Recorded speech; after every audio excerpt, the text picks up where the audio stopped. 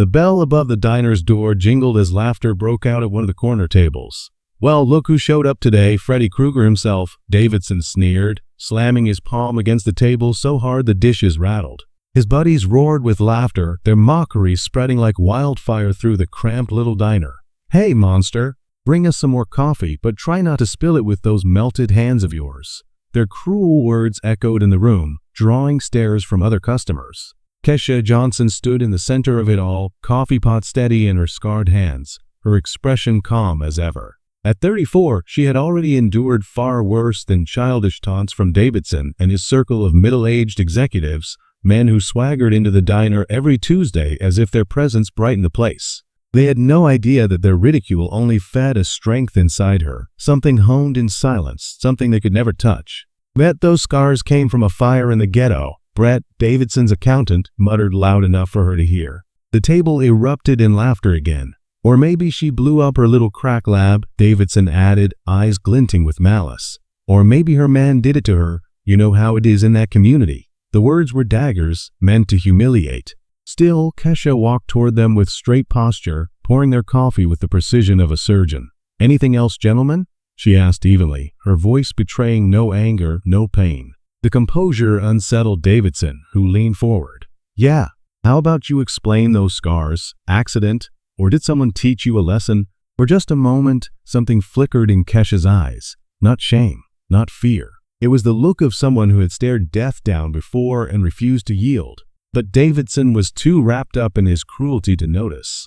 "Work," she replied simply, turning to leave. "Work," Brett scoffed. "What kind of job leaves someone looking like that? Nightclub bouncer? Or maybe a prostitute who got what was coming?" Kesha turned back, her gaze sharp now, her voice edged with warning. "Careful." The single word dropped like a stone, silencing the table for a second. There was weight in her tone, something none of them understood. Something dangerous. Davidson forced a laugh, but it rang hollow. "What's this? The monster's trying to scare us? You're gonna burn us like they burned you?" What Davidson didn't realize was that Kesha wasn't just enduring. She was observing. Every face. Every careless detail they let slip in past conversations. Her mind, sharp and tactical, stored it all away like classified intelligence. From across the diner, James Wright, a man in his 40s, watched uneasily. He'd come in for a quiet coffee during a long drive, but what he saw at that table turned his stomach. There was something familiar about the way Kesha carried herself, the way she remained calm under fire.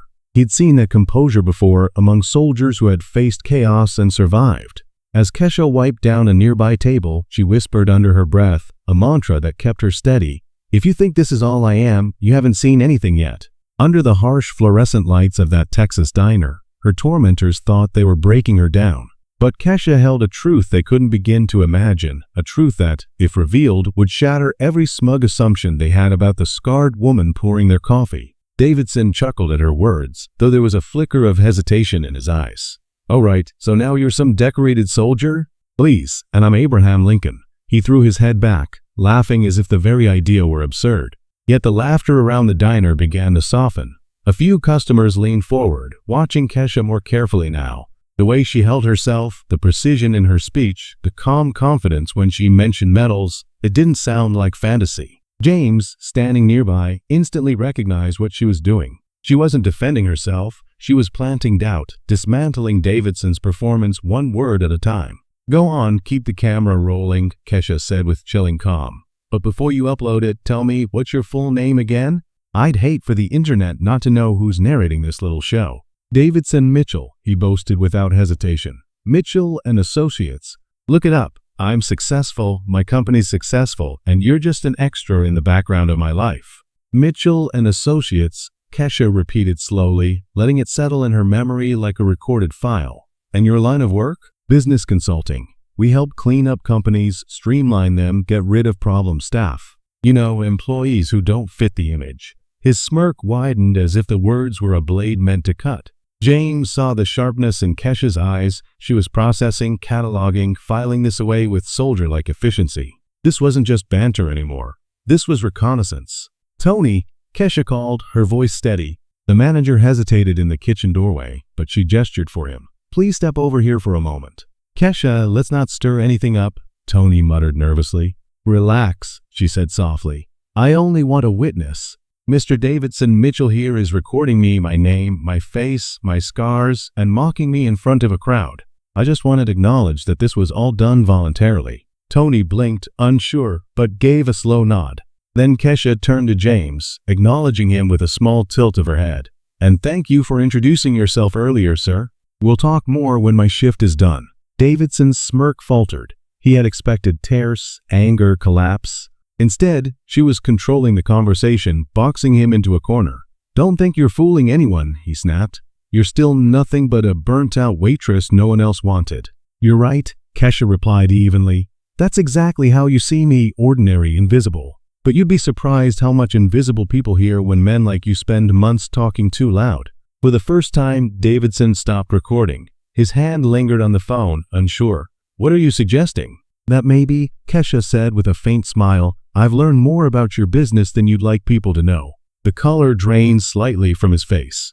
His mind went back to the countless careless conversations over coffee, boasts about contracts, shady deals, clients who wanted troublesome workers erased from payroll. He had thought he was safe, speaking in front of someone he considered beneath notice. James caught it immediately, the crack in Davidson's armor. And he also caught the quiet shift in Kesha's posture. She had gathered enough intel. She was ready to strike. "Anyway," she said, slipping her pen into her apron pocket. "It's been enlightening, gentlemen. Enjoy your coffee. See you next Tuesday. Or maybe you won't." As she walked away, James realized what he had just witnessed wasn't a spat between a waitress and rude customers. It was the beginning of a carefully designed counterattack, planned with the patience of a strategist. Kesha hadn't been enduring their cruelty. She'd been stockpiling it, turning every insult into ammunition. Seconds later, Davidson's phone rang. He glanced down and forced a laugh. It was his biggest client, Michael Stevens. Putting the call on speaker, he said smugly. "Michael, you're calling at the perfect time." But the voice on the other end was tight with anger. "Davidson, I need answers right now. I've just heard some disturbing reports about your company's methods." Kesha, standing nearby, leaned forward slightly. "Mr. Stevens, isn't it? If I recall correctly, your name came up often during these meetings. Something about cleaning house by targeting certain employees. Or was it cultural fit? I might be mixing up the terms." Davidson froze. "How did you?" 3 months ago, Kesha said quietly, "you sat right here and explained how you doctored performance reports to fire black employees without leaving a trace of discrimination. Word for word."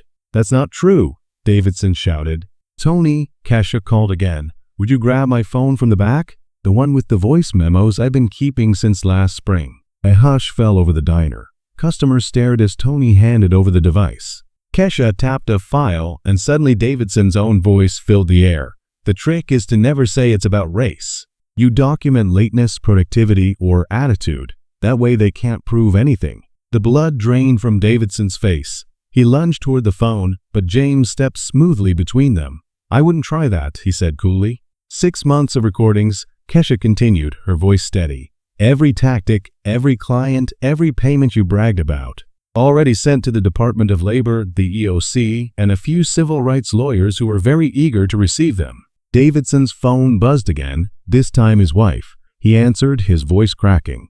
"Davidson, what is this? My sister just forwarded me a video. It's all over Instagram. You mocking a veteran? People are furious."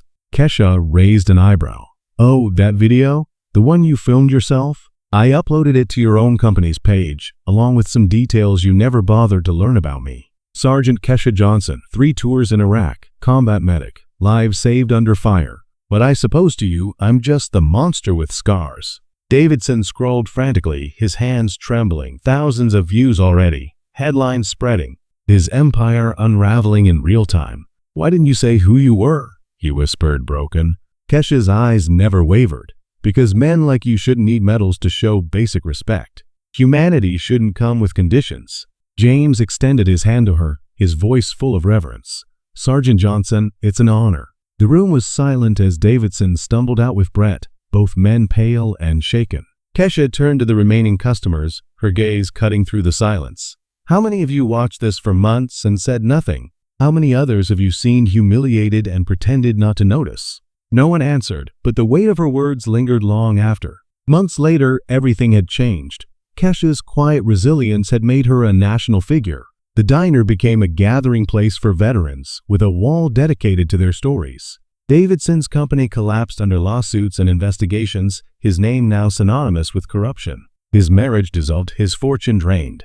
Kesha, on the other hand, rose higher than she ever imagined. From local hero to national advocate, she testified before lawmakers, advised corporations, and built programs to protect veterans from discrimination. Her scars, once mocked, became symbols of survival and sacrifice. And when asked what she had learned from the ordeal, she always gave the same answer. The strongest revenge isn't to hurt those who tried to break you. It's to rise so far above them that they're forced to face their own smallness every time they hear your name.